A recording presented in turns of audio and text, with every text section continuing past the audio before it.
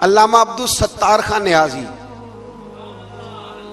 علامہ نیازی، میں جب ان کے مزار پہ جاتا ہوں نا، میاں والی جانے کا جب موقع ملتا ہے تو میں نہ کھڑا ہوتا ہوں، آپ یقین کریں اس بندے کی قبر پہ کھڑے ہو کے بھی جذبہ ہی ملتا ہے۔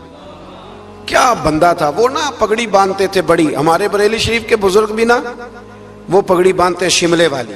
چلے آج بات آ گیا تو اس کی بھی میں حکمت بتا دوں، وہاں نا سکھ بھی پگڑی باندھتے تو کپڑا بھی اکثر ایک جیسا ہی ان کے لیے آتا تو مسلمان بھی خرید لیتے تھے، تو وہ سکھ جو ہوتا ہے نا وہ شملہ نہیں نکالتا، تو اس سے فرق کرنے کے لیے وہاں کے مشائخ نے نا شملہ نکالنا شروع کیا۔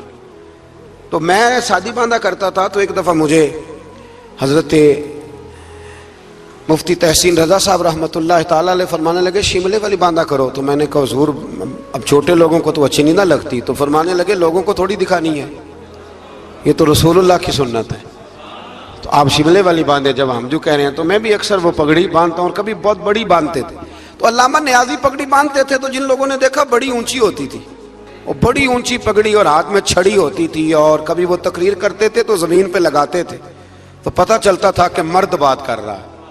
اور علامہ اقبال کے ڈائریکٹ شاگرد تھے علامہ عبدالستار نیازی، شاگرد۔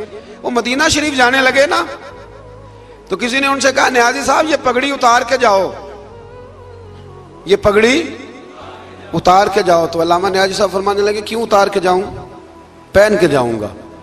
جب حضور کی بارگاہ میں نیازی کا سر جھکے گا تو شملہ بھی جھکے گا، اور دنیا کو پتہ چلے گا جس کا سر کبھی کہیں نہیں نہ جھکتا، اس روضے پہ آ کے اس کی گردن بھی جھک جایا کرتی، اس لیے ساتھ لے کے جانی ہے پگڑی تاکہ لوگوں کو پتہ چلے۔ تو آپ نئے کپڑے پہن کے نا کبھی سج سنور کے مسجد بھی جایا کریں، خوبصورت ہو کے۔ قرآن مجید نے کہا غالباً 9ویں پارے میں ہے کہ نماز کے وقت زینت اختیار کرو، اچھے بن کے۔ تو نئے کپڑے پہن کے نا عید والے دن 5 نمازیں پابندی سے پڑھنی ہیں انشاءاللہ تعالی، یہ رش دیکھنا ہے انشاءاللہ تعالی، پتہ چلے گا کہ رمضان کے روزوں نے اثر کیا ہمارے اوپر۔ تو جہنمیوں سے پوچھا جائے گا دوزخ میں آنے کا سبب کیا بنا، تو کہیں گے ہم نماز پڑھنے والوں میں سے نہ تھے، اور دوسری بات یہ کہیں گے کہ ہم مسکین کو کھانا نہیں کھلاتے تھے۔ دوزخ میں جانے کا دوسرا سبب کہ توفیق کے باوجود لوگ مسکینوں کا خیال نہیں رکھتے، اور تیسری بات وہ یہ کہیں گے کہ ہم لغو کاموں میں مشغول رہتے تھے۔ لغو کام، بےہودہ کام اس کو کہتے ہیں جس کا فائدہ کوئی نہیں۔ یہ بڑے بڑے سیانے لوگ گیمیں کھیلتے، سیانے لوگ، عقل مند لوگ، تو یہ جہنم میں جانے کا تیسرا سبب قرآن نے بیان کیا۔ لغویات، پھٹے پہ بیٹھ گئے فضول بات شروع کر دی، بھئی اس سے بہتر تھا تو قرآن مجید کی تلاوت کرتا۔ ایسے ہی بلا وجہ لغویات ہیں یہ ساری۔ میں منع نہیں کرتا کھانا کھانے کے لیے کبھی ضرور جائیں، لیکن یہ ماحول ہی بنا لینا کہ آج تجھے پارٹی ہے تو کل مجھے پارٹی ہے تو پرسوں اس کو پارٹی ہے، تو یہ شغل میلہ ہر وقت کا، مسلمان کے پاس تو اتنا وقت ہی نہیں۔ ایک دوست مجھے کہنے لگے کہ میں آج کل بڑا بور ہو رہا ہوں، تو میں نے کہا تو اصل میں فارغ ہے، ورنہ ہمارے پاس تو ٹائم ہی کوئی نہیں بور ہونے کا۔ بندہ مطلب کو فرصت ملے تو بور ہو نا، پتہ نہیں کہاں سے لوگ ٹائم نکال لیتے، اب بور بھی ہو لیتے۔ تو آپ فارغ، لغویات سے بچے۔ لغو کام کرنا جہنم میں جانے کا تیسرا سبب ہے، یہ قرآن مجید نے اس سورہ مبارکہ کی آیت نمبر 42 میں ارشاد فرمایا۔ اور چوتھے نمبر پر کہیں گے ہم قیامت کے دن کو جھٹلاتے تھے کہ موت ہمارے سر پہ آ گئی۔ یہ 4 کام ہیں جو جہنم میں جانے کا سبب بنیں گے۔ نماز نہ پڑھنا، پہلا کام مسکین کو کھانا نہ کھلانا، اور تیسرا لغو اور فضول کاموں میں مشغول رہنا، بالکل کسی کوئی فائدہ ہی نہیں وہ کام کرتے رہنا، بالکل بے معنی بے مقصد کام کرنا۔ اور چوتھے نمبر پہ کہیں گے کہ ہم قیامت کے دن کو، آج بھی کچھ لوگ کہہ دیتے ہیں کہ مریں گے تو دیکھی جائے گی، مثلا کیا دیکھ لیں گے آپ، اتنی بڑی جرت، اتنی بڑی۔ اللہ تعالی ہمیں سمجھنے کی توفیق عطا فرمائے۔ سورۃ القیامہ شروع ہو جاتی ہے جی اس سے آگے۔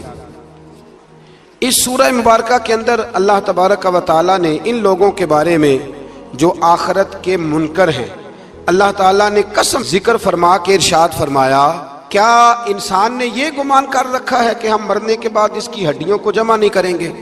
کیوں نہیں، ہم اس بات پر قادر ہیں کہ ان کی انگلیوں کے پورے جیسے پہلے تھے ویسے ہی بنا دیں گے، یعنی انگلیاں تک تمہاری جمع کر لی جائیں گی، انگلیاں تک۔ قیامت کے دن تمہیں کسی کی قبر کھلی تو اس کو دیکھا کہ ہڈیوں کا پنجر بن گیا، لیکن اللہ اسے بھی قیامت میں جمع فرمائے گا دوبارہ سے۔ اور وہ مثال میں تیسرے چوتھے پارے میں دے چکا ہوں، جب حضرت ابراہیم علیہ السلام نے جانوروں کا پرندوں کا کیما کر کے رکھا تھا اور کہا پکاریے، تو وہ سارے اپنے پروں پر دوڑتے ہوئے حاضر ہو گئے تھے۔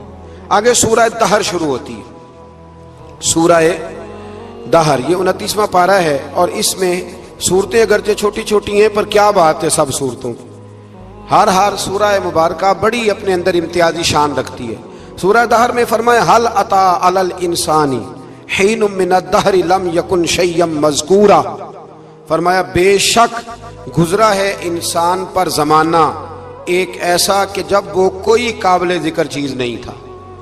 ایک وقت تھا کہ جب کوئی اس کا ذکر تھا کہ نہیں، وہ وقت بھی جب نہ نام تھا نہ ولدیت تھی۔ پھر دنیا میں آ کے لوگ سمجھتے ہیں کہ میں اٹھتا ہوں تو زمانہ اٹھتا ہے، میں بیٹھتا ہوں تو زمانہ میری وجہ سے نظام چلتا ہے۔ تو اللہ فرماتے ہیں حین من الدہر لم یکن شیئا مذکورا، تیرا تو ذکر ہی کوئی نہیں تھا، تو جانتا ہی کوئی نہیں تھا، یہ تو رب نے تجھے پیدا کیا ہے۔ اب تو سمجھتا ہے کہ میں کوئی چیز ہوں۔ بڑے بڑے لوگوں کی قبروں پہ جاؤ، کوئی پوچھنے والا نہیں، کوئی نہیں۔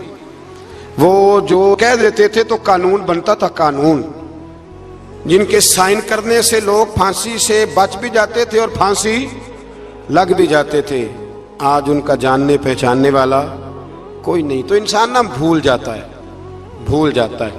ایک دور وہ بھی ہوتا ہے جب بس میں بیٹھنے کو جگہ کوئی نہیں دیتا، اور ایک دور وہ بھی ہوتا ہے کہ درجنوں کاریں لے کے لوگ گلیوں میں کھڑے ہوتے ہیں۔ انسان کو سارے وقت یاد رکھنے چاہیے، اسے بھولنا۔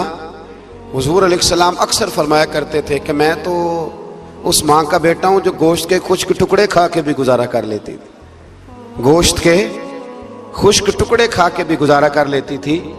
اور حضرت عمر فاروق کی زبان پر یہ جملہ ساری عمر رہا کہ میں اونٹ چرانے والے کا بیٹا ہوں، یعنی ساری زندگی رہا۔ لوگ بھول جاتے۔ محمود غزنوی نے ایاز کو بڑا نوازا، لوگوں نے شکایت کی کہ ایاز تو آپ سے تحفے لے لے کے تو جنگل میں جمع کر رہا ہے دولت۔ محمود کہنے لگے تمہیں کیسے پتا؟ کہنے لگے عصر کے بعد کہاں جاتا ہے روز، پتا ہے؟ لگا نہیں۔ تو کہا پھر آپ کو آج تک یہ نہیں پتا کہ عصر؟ محمود کہنے لگے واقعی یار اس نے کبھی بتایا نہیں عصر کے بعد کہاں ہوتا ہے۔ عصر کی نماز پڑھ کے محمود ایاز کے پیچھے پیچھے گئے تو جنگل میں جا کے نا ایک جھونپڑی اندر سے کنڈی لگا لی، سپاہی ساتھ تھے۔